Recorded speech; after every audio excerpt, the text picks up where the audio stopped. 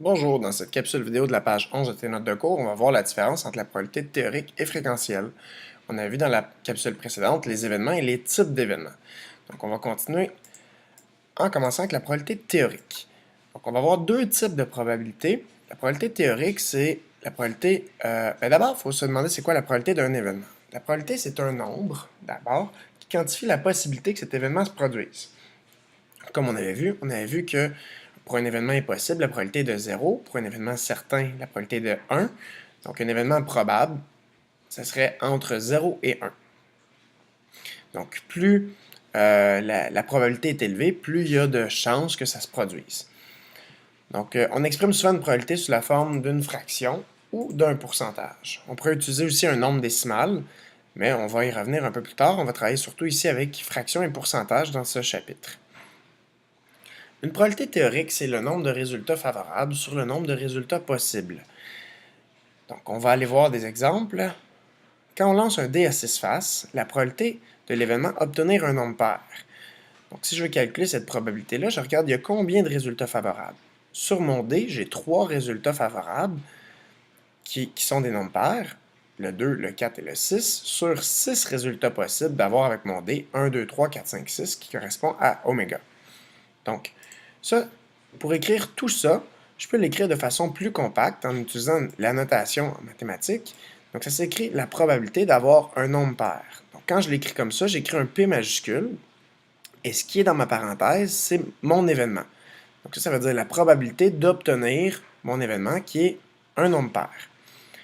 Donc, c'est égal à 3 sixièmes, puisque j'ai 3 cas favorables sur 6 résultats possibles, et je réduis toujours ma probabilité une demi. La probabilité de l'événement obtenir un 3, encore là, je peux écrire de façon plus compacte, c'est la probabilité d'obtenir un 3, ça s'écrit comme ça, P majuscule d'obtenir mon événement 3, ça va être égal à 1 sixième. J'ai un résultat favorable sur mon dé, sur 6 résultats possibles sur mon dé.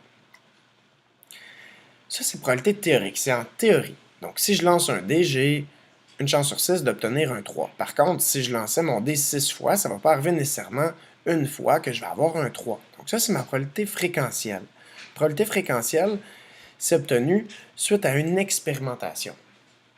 Ça, c'est quand on l'essaie, quand, par exemple, on lance le dé.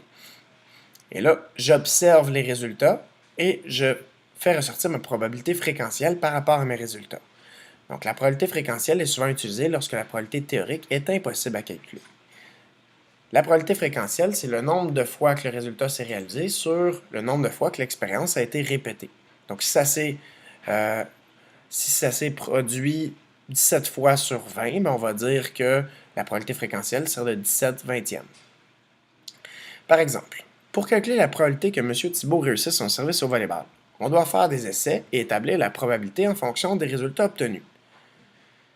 Plus il y aura d'essais, plus la probabilité sera fiable. Donc, si je faisais mon service une seule fois, et bon, je pourrais le manquer, avoir 0% de réussite, ou le réussir, avoir 100% de réussite. Ça ne serait pas très fiable, ce ne serait pas très représentatif de ma capacité à faire un service. Par contre, si je le lance 10 fois et j'ai eu 9 services réussis en 10 essais, ben on peut affirmer que ma probabilité fréquentielle serait de 9 services sur 10, 9 dixièmes, ou 90%. Si je le lançais 100 fois, et là, ça serait encore plus fiable. Je pourrais savoir que je l'ai réussi, par exemple, 87 fois. Et là, j'aurais 87% de réussite. Et plus je fais d'essais, plus la probabilité sera fiable. Donc, plus le nombre de répétitions d'une expérience aléatoire est grand, plus la probabilité fréquentielle s'approche de la probabilité théorique. On avait vu avec un simulateur, on avait vu que lorsqu'on fait un grand nombre de simulations, par exemple 1000, on pouvait faire 1000 simulations à chaque fois, en quelques secondes, on voyait que ça se rapprochait très proche de ma probabilité théorique, qui nous était le cas qu'on avait fait, la somme de 2D. Donc on verra dans la prochaine capsule vidéo comment calculer la probabilité d'un événement. Merci.